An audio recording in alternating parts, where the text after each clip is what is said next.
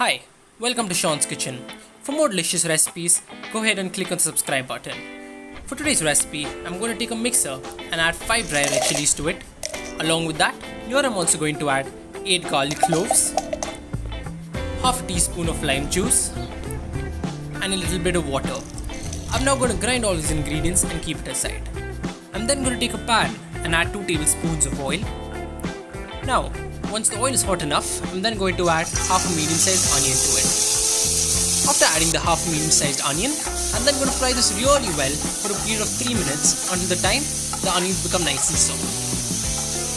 After 3 minutes, once the onions have become soft, you can then add 1 teaspoon of soy sauce, half a teaspoon of red chili sauce, 3/4 tablespoon of vinegar, and the chili garlic paste which I had ground earlier.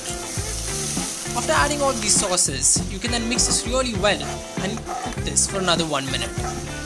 After cooking it for 1 minute, you can then add half a teaspoon of black pepper powder and 1/4 teaspoon of coriander powder.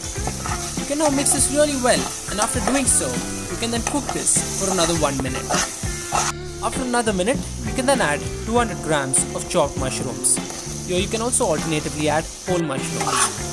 After doing so, you can then mix this really well until the time the mushrooms have been coated with the rest of the spices. Once the mushrooms have been coated with the rest of the spices, then you can add the salt as per taste. After adding the salt as per taste, you can then now once again mix this and let this cook for another 4 minutes while mixing this from time to time so that the mushrooms do not get burnt. After mixing it for a period of 4 minutes, you can then switch off the flame and garnish it with some roasted sesame seeds and some coriander leaves.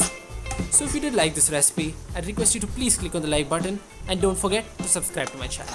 Thank you.